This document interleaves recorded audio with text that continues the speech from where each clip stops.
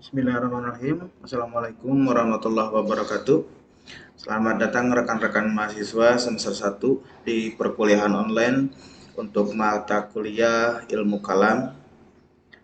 Pada pertemuan kita kali ini, kita akan membahas aliran kalam berikutnya, yaitu aliran kalam Mu'tazilah. Pada pertemuan kita kali ini, poin-poin pembahasan saya bagi menjadi 3 kelompok besar, yaitu yang pertama kita akan membahas definisi atau arti dan asal-usul kata Mu'tazilah. Dan yang kedua, kita akan membahas tokoh-tokoh aliran Mu'tazilah.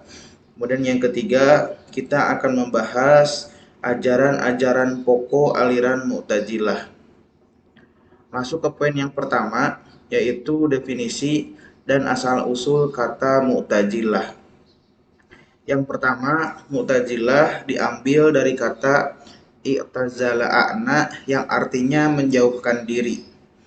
Ini menurut Al-Saharastani bahwa kata ini diambil berdasarkan peristiwa di mana pada saat itu Hasan Al-Basri yang sedang mengadakan halakoh di salah satu masjid di Basrah memiliki satu pertanyaan yang diajukan oleh jamaahnya terkait dengan kedudukan pelaku dosa besar, bagaimana statusnya, apakah mereka kafir atau mereka tetap mukmin. Seperti yang kita ketahui sebelumnya bahwa kaum Khawarij menganggap bahwa pelaku dosa besar adalah orang kafir. Sedangkan kaum Murji'ah menganggap pelaku dosa besar tidak menjadi kafir atau tetap mukmin. Kemudian pada saat pertanyaan itu diajukan, Hasan Basri terdiam sejenak berpikir untuk memberikan jawaban yang tepat.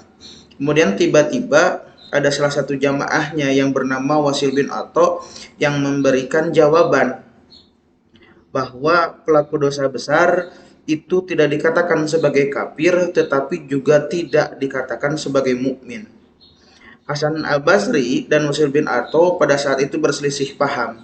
Sampai pada akhirnya Wasil bin Atha memisahkan diri untuk berpisah dan mendirikan pengajiannya sendiri, halakohnya sendiri di tempat yang lain di sisi masjid yang sama pada saat itu. Nah, peristiwa itu menurut Hasan Al-Basri menganggap bahwa kelompok Wasil bin Atha telah memisahkan diri atau telah menjauhkan diri dari kelompoknya. Nah, sehingga muncullah istilah i'tazala'na yang dianggap menjauhkan diri, yaitu kelompok Wasil bin Atha yang tidak sepaham dengan pendapat Hasan Al-Basri terkait dengan kedudukan pelaku dosa besar. Kemudian ada pendapat yang kedua yang mengatakan bahwa Mu'tazilah diambil dari kata i'tazalna. Ini juga memiliki definisi yang sama, namun sejarahnya berbeda. Bahwa pendapat yang kedua ini diutarakan oleh Ahmad Amin. Beliau mengutarakan bahwa sebetulnya Mu'tazilah itu sudah ada kurang lebih 100 tahun sebelum terjadinya perselisihan antara Wasil bin Atha dan Hasan Al-Basri di masjid di Basrah. Pada saat itu, ketika terjadi pertikaian antara kelompok pendukung Utsman bin Affan, yaitu salah satunya Tolhah bin Jubair dengan Khalifah bin Abi Thalib, dan ketika terjadi perselisihan antara Ali bin Abi Thalib dengan kelompok Muawiyah bin Abu Sufyan. Di antara kelompok-kelompok yang berselisih itu, kita sudah mengetahui kemarin bahwa ada dua kelompok besar, yaitu kelompok Khawarij yang memisahkan diri dari kelompok Ali dan kelompok Muawiyah bin Abu Sufyan, kemudian menyerang kedua kelompok tadi.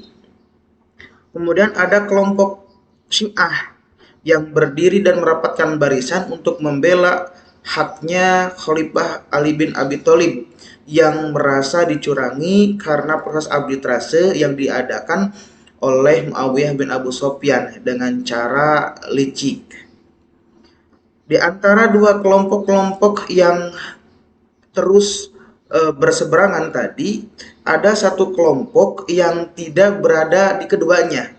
Kelompok ini yaitu kelompok yang menganggap bahwa kebenaran tidak harus selalu ada pada dua kelompok yang bertikai tadi, yaitu antara kelompok Muawiyah bin Abu Sufyan dengan kelompok Ali bin Abi Thalib.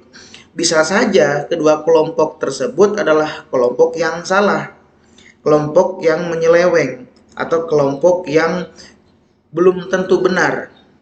Sehingga kelompok yang memisahkan diri ini menganggap bahwa kedua kelompok tersebut harus dijauhkan, harus dijauhi, yaitu i'tazalna.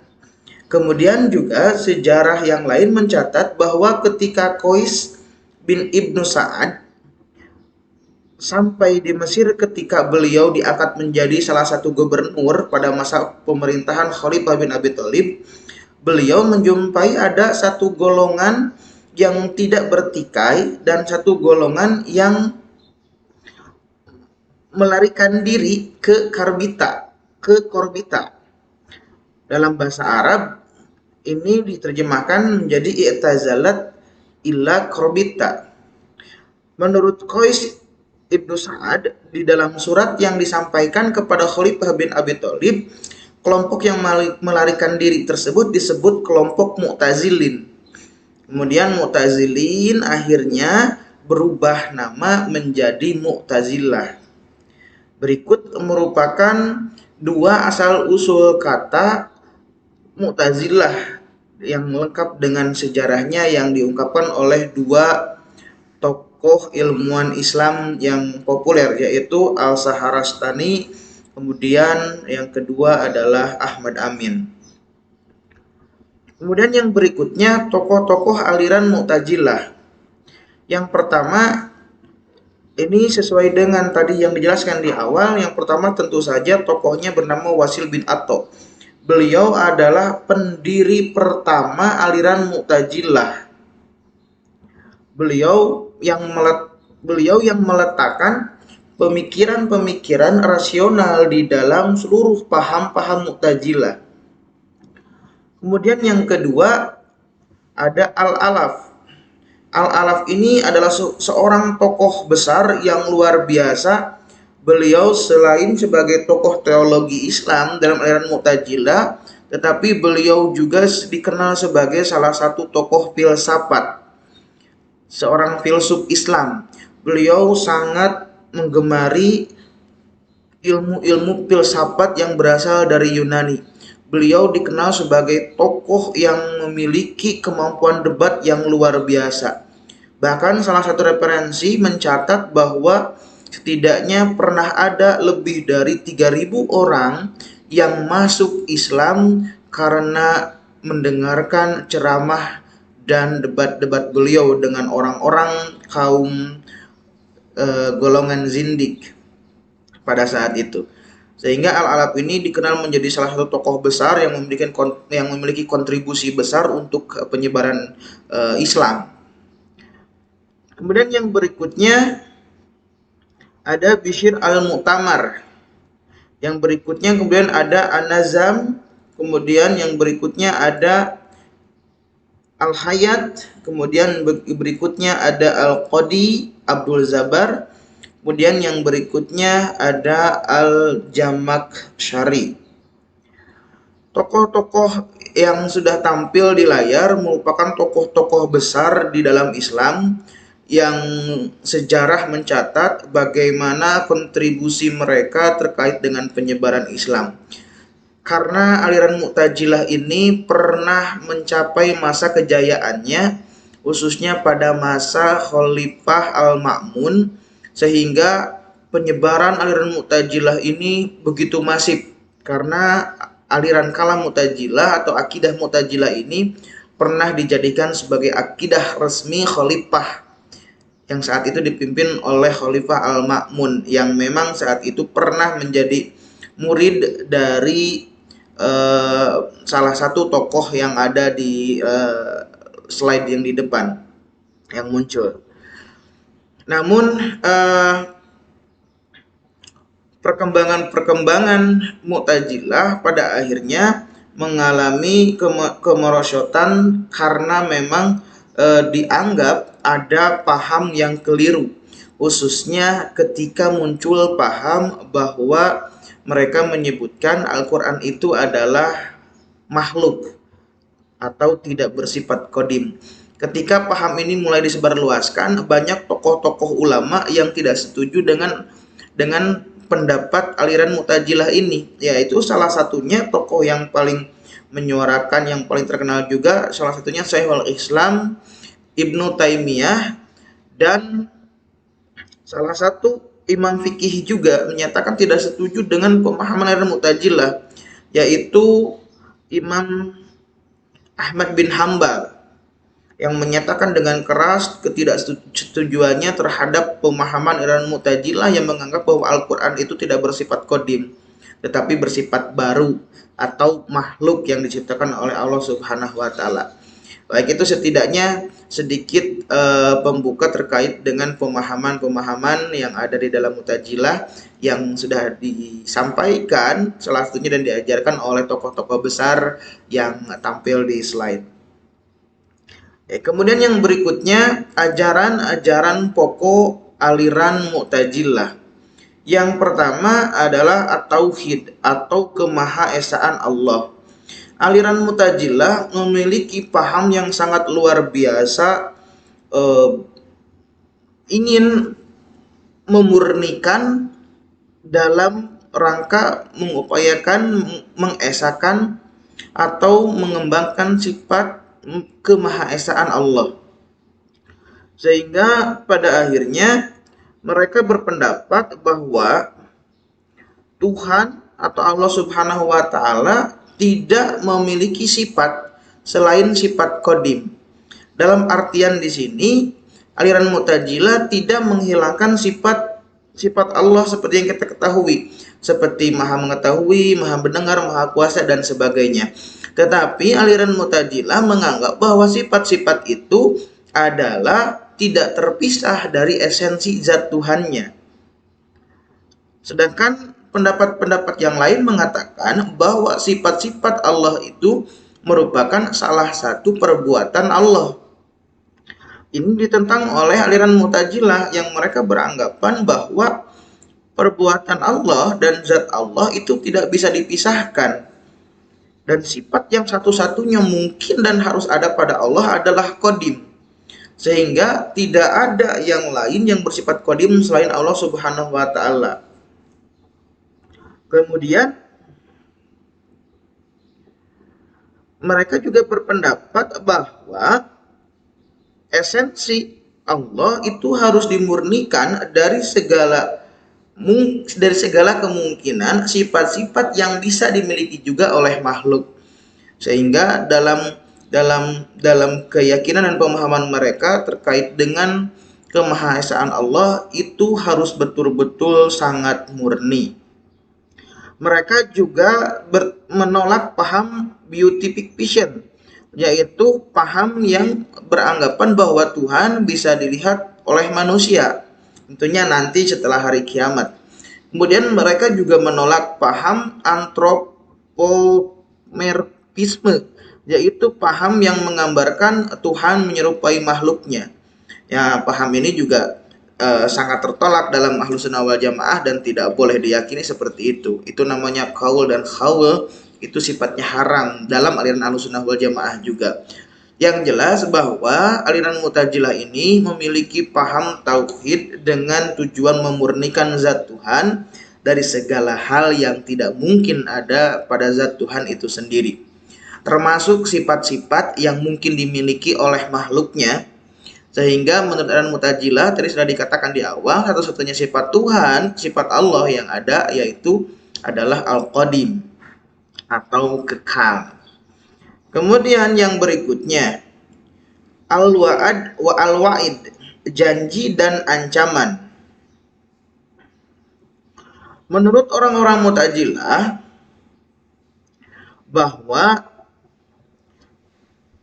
ketika di akhirat kelak Allah harus memberikan surga kepada orang-orang yang taat di dalam imannya dan menghukum orang-orang yang berbuat maksiat atau berbuat tidak taat terhadap Allah Subhanahu wa taala.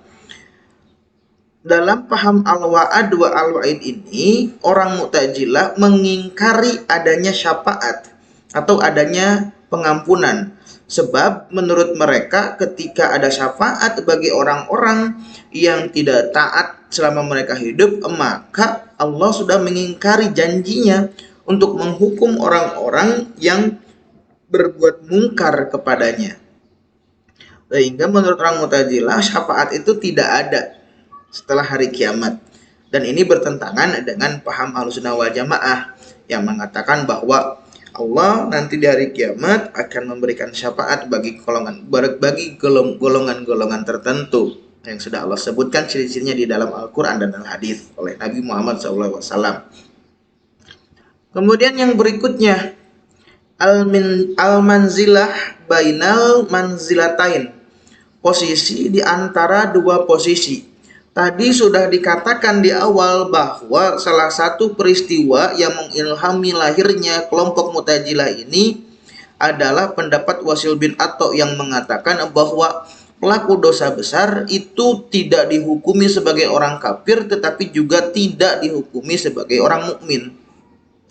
Yang pada akhirnya pemahaman pokok ini menyebar, berkembang menjadi pemahaman-pemahaman yang lainnya. Kemudian pemahaman al-manzilah bainal manzilatain ini beranggapan bahwa pelaku dosa besar nanti ketika mereka sudah meninggal, mereka tidak dimasukkan ke dalam neraka dan juga tidak dimasukkan ke dalam surga. Seharusnya mereka berada di satu tempat di antara surga dan neraka. Namun pada akhirnya aliran Mu'tazilah sendiri berpendapat bahwa karena tidak ada tempat selain surga dan neraka, karena memang tidak ada nas yang mengatakan adanya tempat tersebut, sehingga pada akhirnya pelaku dosa besar itu harus dimasukkan ke dalam salah satunya, yaitu surga dan neraka, tapi tentunya dengan pengadilan Tuhan, artinya dengan kehendak Tuhan mau dimasukkan ke mana.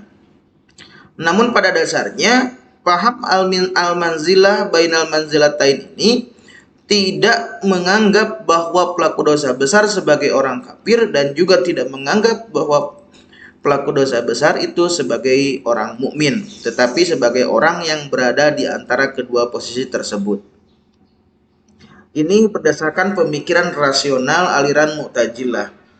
Kemudian yang berikutnya, paham al-adl atau paham keadilan. Menurut orang-orang Mu'tazilah bahwa Allah itu tidak menghendaki keburukan dan tidak menciptakan perbuatan manusia. Manusia itu bisa mengerjakan sendiri segala apa yang ingin mereka kerjakan. Dan Allah hanya menghendaki perbuatan-perbuatan baik saja dan tidak ikut campur di dalam perbuatan buruk. Sehingga dalam hal ini orang-orang Mu'tazilah itu menghilangkan kuasa Tuhan, bahwa Allah tidak terlibat di dalam perbuatan-perbuatan buruk yang dilakukan oleh umat manusia. Menurut orang-orang Mu'tazilah, bahkan Allah itu memiliki sifat layak qadir, yaitu tidak bisa berbuat buruk atau tidak bisa melakukan hal-hal yang buruk. Karena segala hal yang buruk itu menandakan ketidaksempurnaan seseorang, dan tidak mungkin Allah sebagai Tuhan adalah memiliki sifat ketidaksempurnaan. Sehingga menurut mereka Allah itu hanya menghendaki perbuatan baik, hanya menghendaki dan menciptakan perbuatan baik, tetapi tidak menghendaki dan tidak ikut serta dan tidak berkuasa di dalam menetapkan perbuatan-perbuatan buruk. Ya, tentunya hal ini juga dianggap bertentangan di dalam Ahlussunnah wal Jamaah. Ya gitu ya, menghilangkan salah satu kuasa Tuhan baik pada aspek baik atau buruk kepada manusia itu tidak boleh di dalam paham Ahlussunnah wal Jamaah. Seperti yang sudah minggu kemarin kita bahas di kelas secara offline, bagaimana keterlibatan Tuhan pada seluruh aspek kehidupan manusia. Itu bagaimana perbedaannya antara ridho dan kebencian Tuhan terhadap perbuatan manusia, dan bagaimana manusia menjalankan perbuatan baik dan buruk itu di mata atau dinilai oleh sudut pandang akidah. Baik rekan-rekan mahasiswa semester 1, berikut merupakan penjelasan singkat terkait dengan aliran Mu'tazilah. Sampailah kita pada slide penugasan untuk pertemuan 7 ini. Teman-teman nanti silahkan buat resume seperti biasa terkait dengan materi pertemuan 7. Namun catatan pentingnya adalah resume itu harus menjelaskan seluruh poin yang telah dibahas dan harus dijelaskan secara ringkas dan jelas. Jadi silakan nanti teman-teman mencari dari referensi yang lain terkait dengan poin-poin pembahasan yang sudah saya sampaikan tadi, terkait dengan asal-usul kata Mu'tazilah, kemudian tokoh-tokoh Mu'tazilah, kemudian yang terakhir adalah ajaran-ajaran pokok aliran Mu'tazilah. Silahkan dicatat di buku catatan, diringkas dengan baik dan jelas, artinya substansinya juga bisa disampaikan dengan baik di dalam resumenya. Untuk penjelasannya silahkan dicari di referensi yang lain, di buku atau di internet yang banyak memuat materi-materi terkait dengan aliran Mu'tazilah ini. Seperti biasa teman-teman, tugas dibuat di dalam bentuk tulis tangan pada buku catatan masing-masing dan kemudian dikumpulkan di dalam bentuk PDF. Akhirul kalam, wassalamualaikum warahmatullahi wabarakatuh.